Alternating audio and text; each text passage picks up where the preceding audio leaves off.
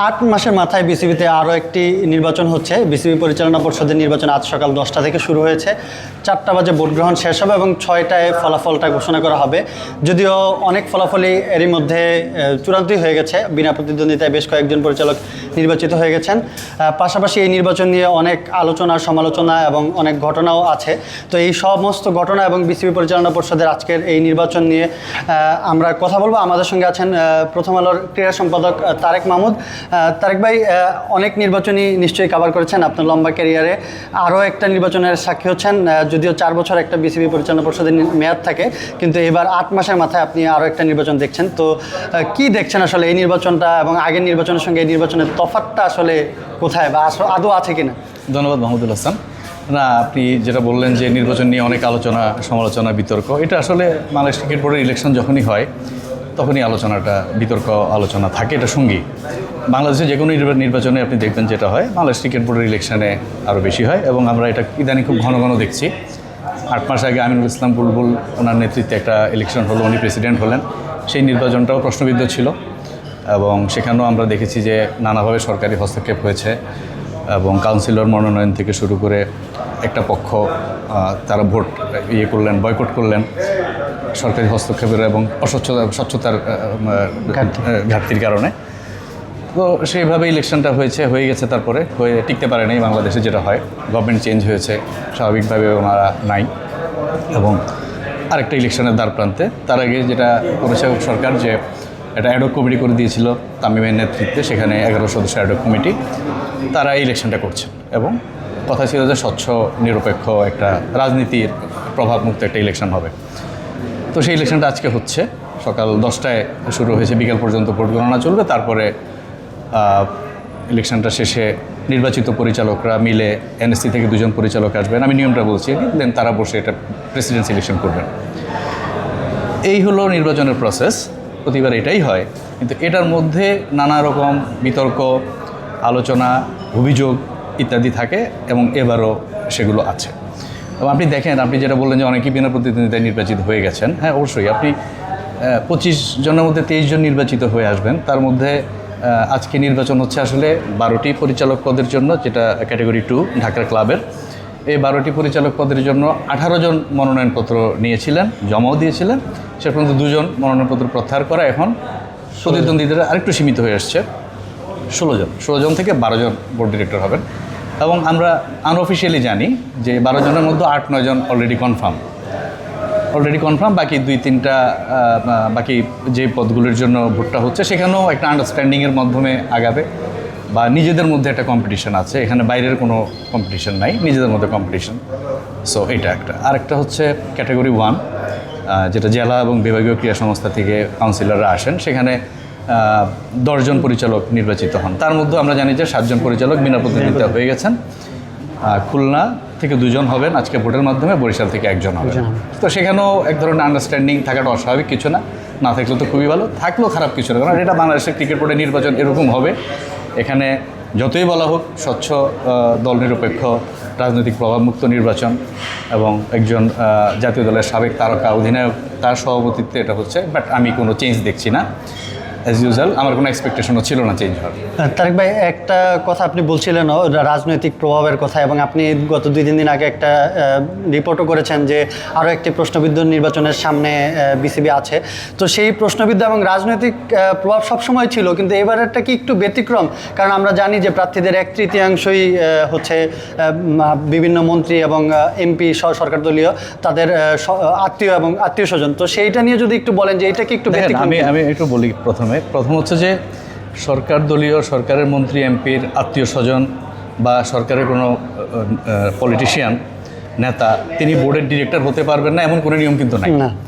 সবার জন্য আপনিও হতে পারেন চাইলে, কোনো একটা প্রক্রিয়া মেনে আপনি কাউন্সিলর হয়ে এসে নির্বাচন করবেন, আপনার জন্য ডোর ওপেন, সবাই হতে পারে। কিন্তু ক্রাইটেরিয়াটা কি? আপনি যখন ধরেন ডাক্তারদের অ্যাসোসিয়েশন, সেখানে যখন একটা ইলেকশন হবে, সেখানে প্রথম রাজনৈতিক পরিচয় থাকবে, প্রথম পরিচিত হইতে হবে তিনি ডাক্তার, তিনি তারপর সেই ইলেকশনে পার্টিসিপেট করতে পারবেন। একজন ইঞ্জিনিয়ার তো সেখানে করতে পারবেন না। তো এখানেও ফার্স্ট প্রায়োরিটি হওয়া উচিত ছিল একজন প্রার্থী নির্বাচনের ক্ষেত্রে তিনি ক্রীড়া সংগঠক। এবং বাংলাদেশ এমন একটা দেশ, সবখানেই ঘরের আপনার ড্রয়িং রুম থেকে শুরু করে সব জায়গাতেই একটা রাজনৈতিক সংশ্লিষ্টতা আমাদের আছে, মনে মনে আমরা সবাই কোনো না কোনো দলকে সমর্থন করি, একটা দুর্বলতা আছে, সেটা থাকবেই। বর্তমান সরকারের সমর্থকদের মধ্যেও এরকম ভালো ভালো অনেক ক্রীড়া সংগঠক আছেন।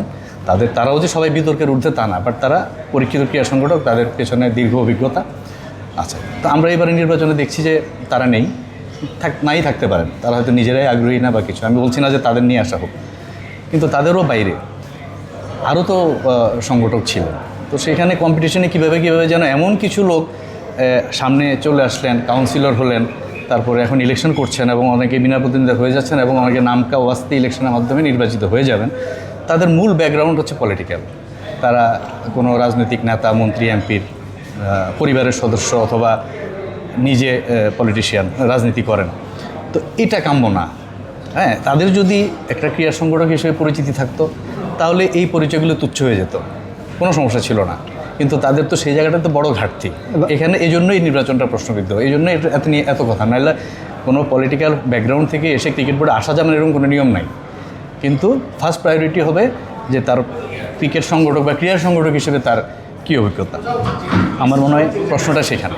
এবং একটা নাম নিশ্চয়ই অনেক আলোচনা হয়েছে, সংসদেও এটা নিয়ে আলোচনা হয়েছে যে বাপের দোয়া ক্রিকেট বোর্ড, যেটা নিয়ে অনেক হাসি ঠাট্টাও হচ্ছে। কিন্তু ফাইনালি তো একটা বোর্ড আসছে বা বাংলাদেশ ক্রিকেটকে তারাই চালাবেন আগামী 4 বছর।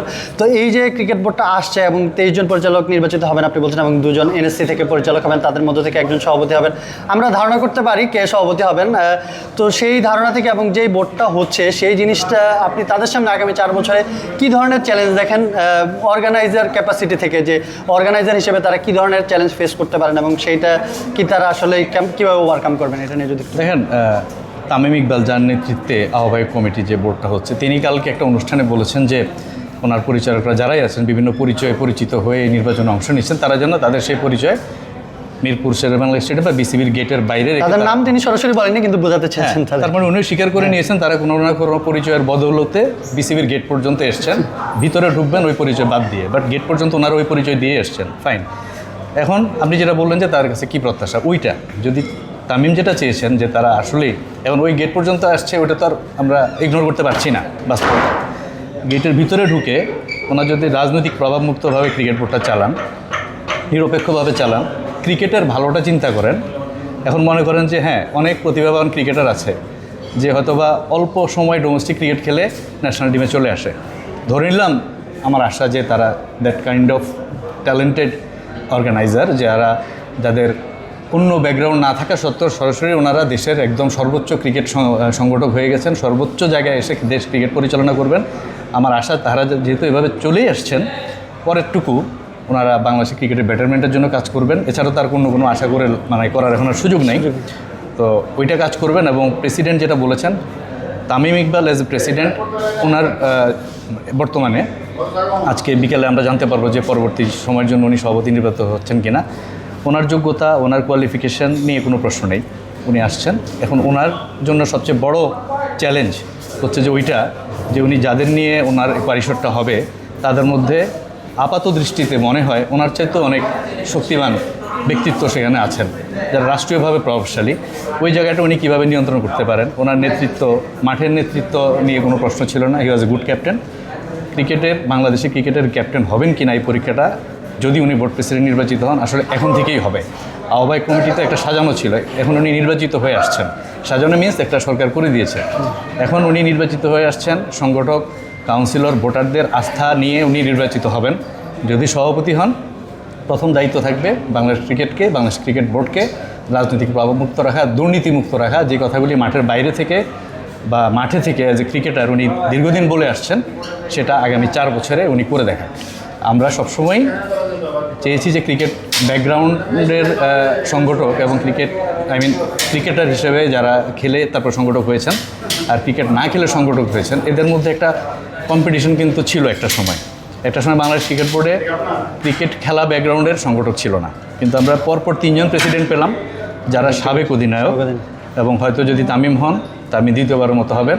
আগের 2 জন আমাদেরকে খুব বেশি আমাদের প্রত্যাশা পূরণ করতে পারেনি। তারা অল্প সময়ের জন্য ছিলেন, বাট এই অল্প সময় যথেষ্ট বিতর্কের জন্ম দিয়ে তারা গেছেন। এখন তামিম সেগুলো থেকে বাঁচিয়ে, নিজেকে ক্রিকেট বোর্ডকে বাঁচিয়ে কীভাবে এই হাই প্রোফাইল ক্রিকেট বোর্ডটা মেনটেন করেন, এবং বাংলাদেশের ক্রিকেটকে চালান, ওইটা হচ্ছে আমরা কৌতূহল নিয়ে দেখব। হ্যাঁ, তারেক ভাই আপনাকে ধন্যবাদ। আমরা আশা করি যে আপনার মতো ক্রিকেট সংশ্লিষ্ট সবারই আশা যে তামিম ইকবাল এবং বোর্ড পরিচালক হয়ে যারাই আসবেন 25 জন আজকেই আমরা জানতে পারবো তারা যাতে বাংলাদেশ ক্রিকেটকে একটা অন্য উচ্চতায় নিয়ে যেতে পারেন সেই প্রত্যাশায় নিশ্চয়ই সবার থাকবে।